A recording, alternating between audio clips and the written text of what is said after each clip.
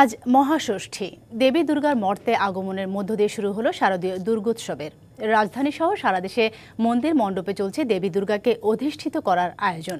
কৈলাসী স্বামীর গৃহ থেকে মর্তে বাপের বাড়িতে দেবী এসেছেন গজ বা হাতিতে চড়ে। 5 দিন থেকে দশমীতে তিনি ফিরে যাবেন দোলায় চেপে।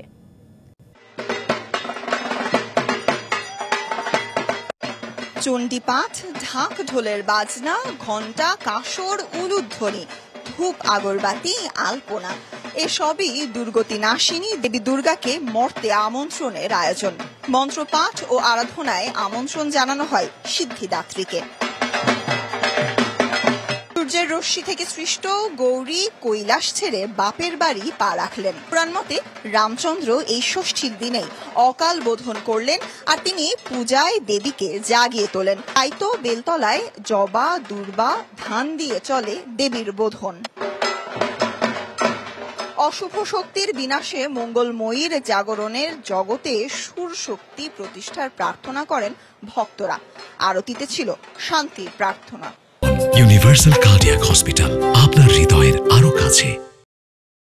মা দুর্গার কাছে প্রতি বছরই আমাদের প্রার্থনা থাকে যেন আমাদের পরিবারের সবাই সুস্থ থাকে, ভালো থাকে, পরিবারের সবাই, তারপরে দেশের সাম্প্রদায়িক যেটা সম্প্রীতি সেটা যেন বজায় থাকে। পুজো তো আসবেই, বছর বছরই আসবে, মাও আসবেন, এবং আমাদের এই মাকে তো আমরা নিজের মার মতো মনে করি, তো ওই মাকে পাওয়ার আনন্দটাকেই আমরা মেনে নিয়ে চলে আসি, দুঃখটাকে মুছে দিয়ে।